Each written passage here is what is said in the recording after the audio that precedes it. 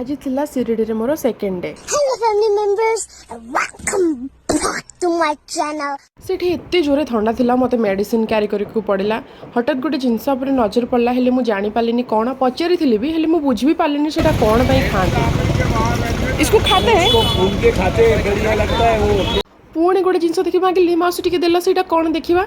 सेटो auto भाई कहले आन मु देखु जेटा कोन। ये ऐसा लेने का इधर देखो, मेरी भी शूटिंग का वो करते।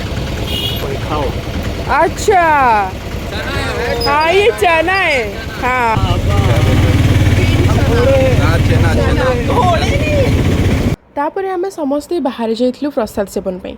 सेटा मंदिर ठारू टिके दूर रे अच्छी से आपन को ऑटो धरिकी जावाक पड़ो। आउ ऑटो आम जेहेतु 5 जन थिलु तो आम पाखु 100 टका नहीं। तापर आम आमर टिकेट कलेक्ट करनी किंतु सेठी पूरा फ्री रे ही खाइबा को दिया जाउथला।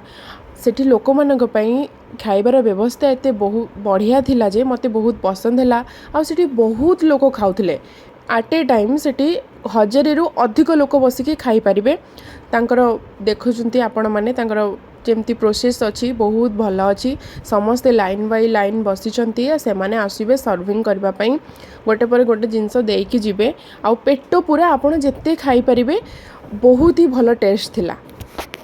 जदि आपण माने केबे शिरडी जाउचंती तो निहाती भाबरे प्रसाद सेवन केंद्र को जाके प्रसाद सेवन करिवे। से भी पातर अंतर नाही। आ तांकर सबुठारु स्पेशल प्रसाद होची एइटा जोटा कि आमे सिमेई कहउचंती किंतु ता देरे अलगा गोटे जिंस पके कि हेतला जोटा कि मु जानि नाही किंतु बहुत टेस्टी थिला। तापर आमे बाहर को पळि आस्तिलु। नेक्स्ट मु कुआडे जाइतली देखेबी मोर आउ गोटे वीडियो रे। सेति पई मो चैनल को निहाती भाबरे सब्सक्राइब कर दियंतु। Thank you. जय जगन्नाथ।